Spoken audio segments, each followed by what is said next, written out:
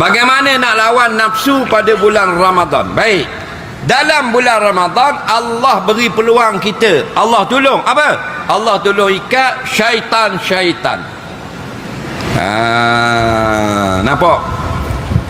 Nah, futihat abwabul jannah wa ghulliqat abwabun nar wa sufidati syayatin. Allah buka pintu-pintu syurga, Allah kunci pintu neraka. Mana aku tak mau bagi mu buat maksiat.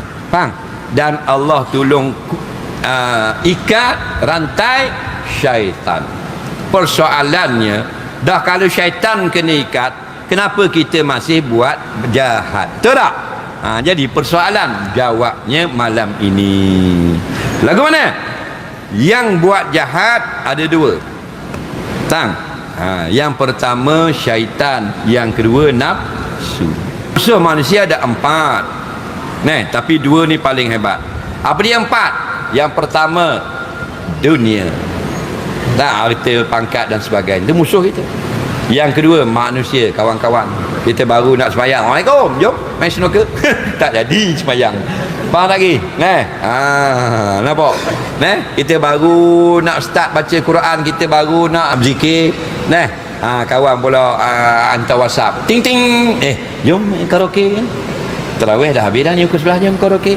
Faham? Tak boleh kita nak start baca Quran malam ni 1 juta malam. Jomlah. Tak boleh. Saya nak start amal terbaik. Ramadan ni Ramadan terbaik buat saya. Taklah saya bayar. Awak bayar boleh. Ini masalah. 2 lagi syaitan dan nafsu. Dengar baik-baik. Dunia, manusia, syaitan, nafsu. Syaitan dan nafsu ni paling kuat. 2 ni tak kuat ni. Syaitan dan nafsu.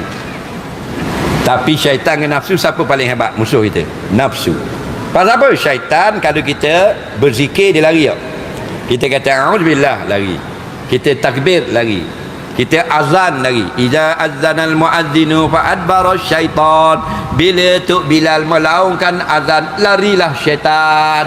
Habis azan summa akbalat, datang lagi bila habis azan. Wa iza uqimat fa adbara, bila diqamat lari lagi. Nafsu azan lari. Tak lari pasal diri kita dah. Dalaman kita, mata bok. Ni body luar je, tong CPU. Bang, dalam. Azan tak lari, auzubillah tak lari, kita dah. Dia paling bahaya. Jadi musuh kita ialah 2, syaitan dan nafsu. Bulan Ramadan Allah bantu kita. Satu musuh Allah tolong ikat. Nafsu lagi, satu lagi musuh kita, iaitu nafsu, kamu tolong ikat pula. Tu masuk dia. Ikat dengan mana? Dengan ibadat puasa.